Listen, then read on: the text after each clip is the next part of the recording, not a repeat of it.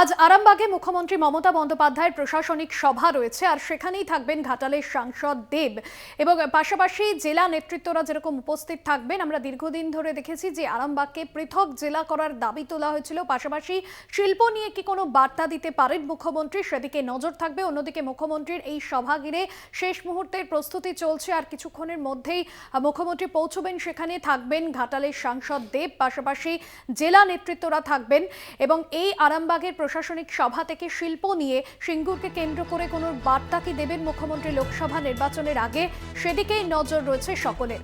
বিশেষ প্রতিনিধি দেবজ্যোতি ঘোষ রয়েছেন আমাদের সঙ্গে ফোন লাইনে। দেবজ্যোতিদা, সিঙ্গুরকে কেন্দ্র করে কোনো শিল্প বার্তা আজ দিতে পারেন মুখ্যমন্ত্রী মমতা বন্দ্যোপাধ্যায় আজকের এই প্রশাসনিক সভা থেকে?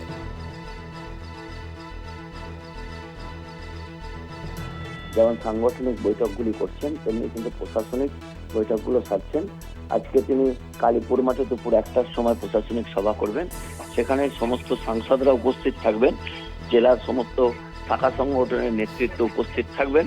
এছাড়াও সবচেয়ে বড় গুরুত্বপূর্ণ যে ঘাটালের সাংসদ দেব, যাকে নিয়ে বেশ কয়েকদিন ধরে জল্পনা চলছিল, তিনিও কিন্তু আজকে উপস্থিত থাকবেন, যা অত্যন্ত রাজনৈতিকভাবে তাৎপর্যপূর্ণ।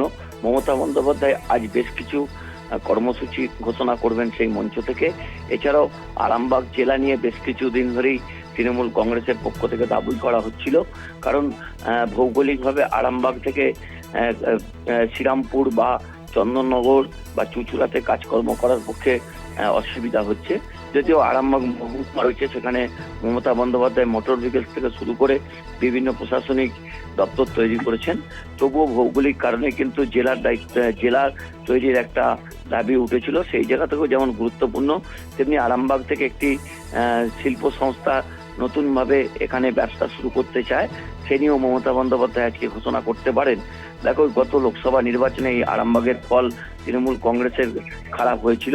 যদিও আরামবাগের প্রার্থী অপূর্ব পোদ্দার তিনি নামমাত্র ভোটে নির্বাচিত হয়েছিলেন, সেই সিটটিকে যাতে হাতে ধরে রাখা যায় তার জন্য মমতা বন্দ্যোপাধ্যায় আজ বেশ কিছু কর্মসূচি ঘোষণা করবেন।